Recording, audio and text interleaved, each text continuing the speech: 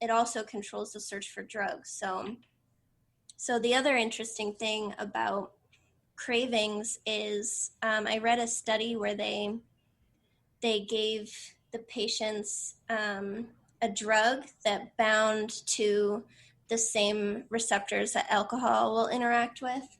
And what they saw is the normal drinkers, it outcompeted the drug and bound, and they had a euphoric effect. But the alcoholic patients, it bound to other parts of their brain too. So in someone who abuses alcohol, alcohol is able to interact with more parts of your brain. And what the researchers saw was more endorphins were released. So, Oh, wow. yeah, so more endorphins means it feels better. So I'm married to a normal drinker, a guy that will drink like 3/4 of a beer and leave the rest, which was unfathomable to me. If he has a sip of beer, it's just like cool. But if I had a sip, my brain would just release all these endorphins, so many more than his brain would, and it feels better. So it motivates you to go find alcohol through your cravings, and then it also feels a lot better when you have it. So you get trapped. Now, is that a hereditary thing? Because I've heard that some people with their parents being alcoholics or Yeah. some family members, it can be passed down. Yeah, so it's estimated to be about 50% related to genetics and 50% based on environmental factors like how you grew up, what you've been experienced. Gotcha. And there have been a lot of twin and adoption studies done, and I think twin studies are really cool. So these are when twins have, like, they come from the same parents, they have the same genetics for, alcoholism or whatever, and one twin will have the same issue, one will not. And so on average, they found it's about 50%. And they've also done very similar studies with other mental health issues like depression and schizophrenia. And depression, I actually have the numbers right here, but depression is about 37% hereditable, and schizophrenia is about 81%. So schizophrenia really can run in families, and depression is a little less so, but there's a chance. But alcohol is 50%. So Wow. yeah, so it's just the genes that you get. So there's a belief that there's like an addiction gene, or people have addictive personalities, and Yeah, I've heard that. yeah, and I get it. I get why people say that. The reasoning behind that does make sense, but it's really not that simple. It's more like, how do you process the alcohol? So there are two main enzymes that process it in the body, but everybody can have different variants. We don't all have the exact same enzymes that work the same exact way. So I probably have extremely efficient enzymes that process alcohol very well, get it out of my body, and I don't feel any negative effects. But other people, their enzymes won't be as good, and they'll start to feel bad as they're drinking. So this happens a lot in Asian descent, and they will have an issue with their first enzyme in the process where it doesn't process alcohol very well. And so the intermediate is actually super toxic, and that's what makes them feel bad. So you can get like a flushed face, headache, nausea, all kinds of uncomfortable things. So all the bad stuff that comes with alcohol. Yeah, like, and you get it during your drinking. So if I Oh start to wow, that's feel, terrible.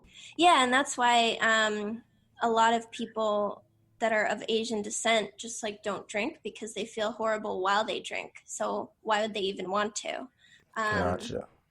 And my husband's kind of like that. Back to my normal drinker example. I mean, he can drink if he wants to drink, but he will start to feel kind of bad at the end of the night, like headachy and like tired. And so he doesn't want to do that very much because he knows it's going to make him feel bad. But I never felt bad until the next day. So I didn't have that same barrier. Gotcha.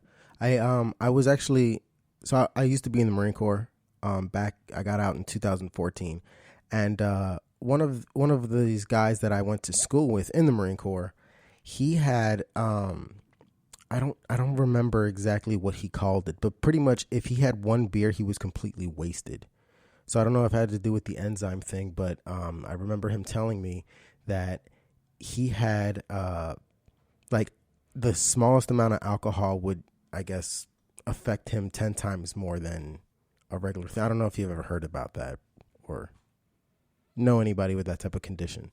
So I don't know anyone like that, but based on what I know about genetics, I would say his first enzyme that gets rid of alcohol is probably really slow. So alcohol hangs around in his bloodstream more than most other people. So if it's hanging in your bloodstream, it's getting in your brain and you're feeling drunk.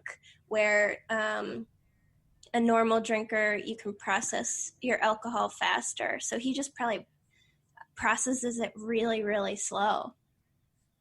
Gotcha. Now, I remember listening to I've heard all your episodes Oh, so thanks. far. Yeah, yeah, it's a great podcast, and I know we've been geeking out about all the sciences right now, but I know you said that you've spoken about a voice telling you to stop. I think in your first podcast. Why do you think some people don't have that voice or either choose to ignore it?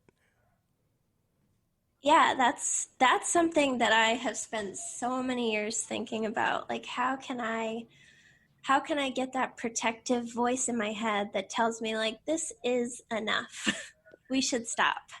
And yeah, it's hard. I think people are either born with that or they're not. Like my voice is like let's go. Like 3 was fun, 4 is so much more fun. Yeah, Um and it doesn't like that voice never comes in. I've never had that one day in my whole life. I think some people probably do have it, and they're just like, oh, screw it. Um, I read a really good memoir recently. It's called Dry by, I can't remember the author. His name was Augustin. So, but it's called Dry. And he talks about when he's out and he has to go to a very important work meeting at the Met Museum in New York the next morning, and he's out partying with his regular drinking buddy, and he looks at the clock and it's time that he should go home, and he's thinking about it, and then he's like, oh, I'll just have one more.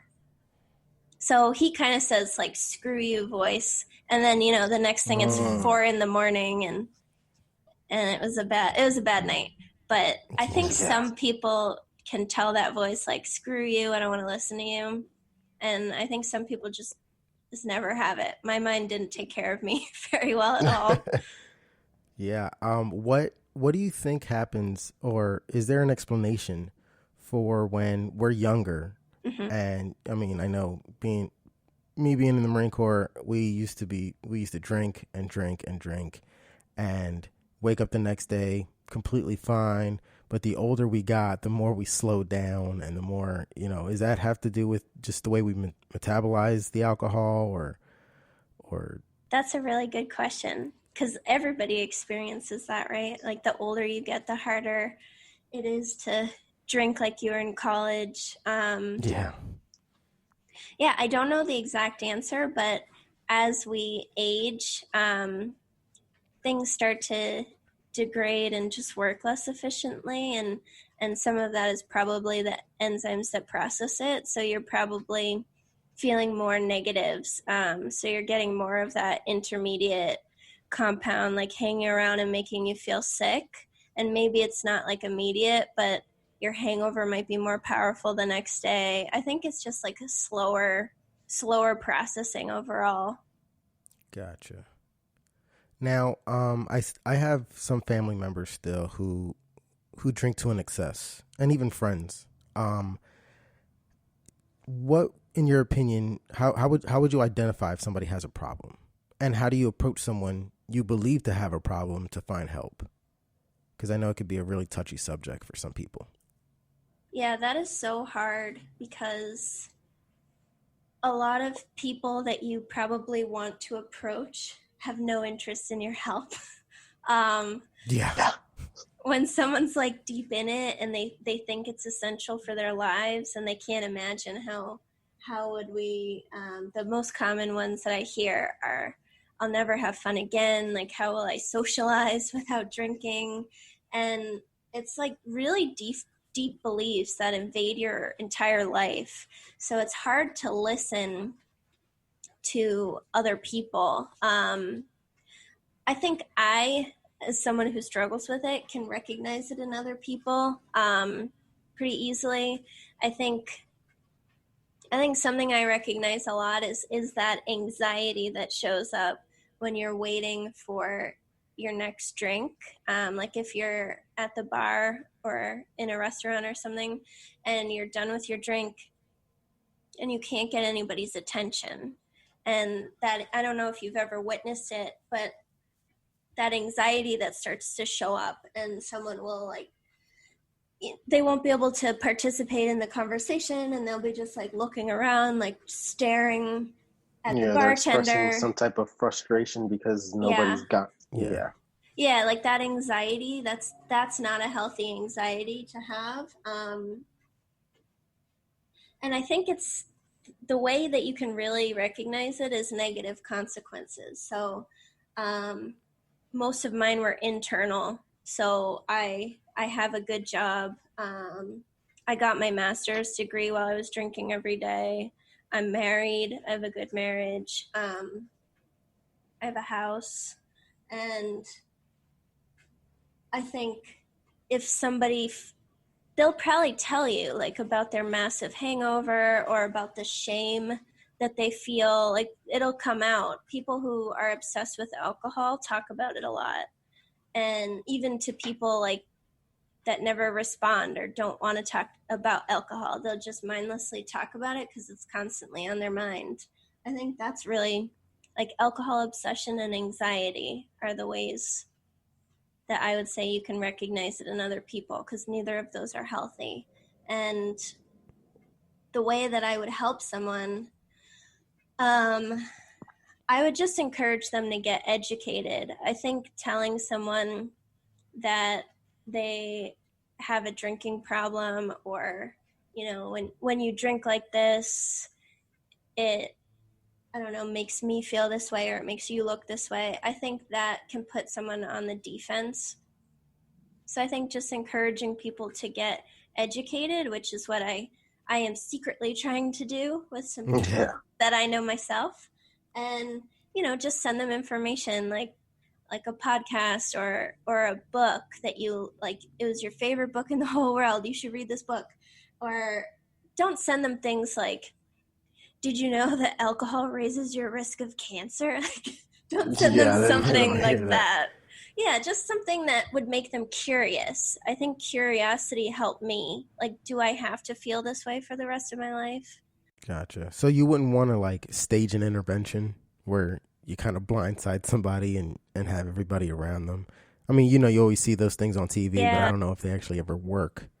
Yeah, I don't either. I'm putting myself in that position, and I mean, maybe it would work because it would be so horribly painful, but and just humiliating. But I think try everything else before you do something like that.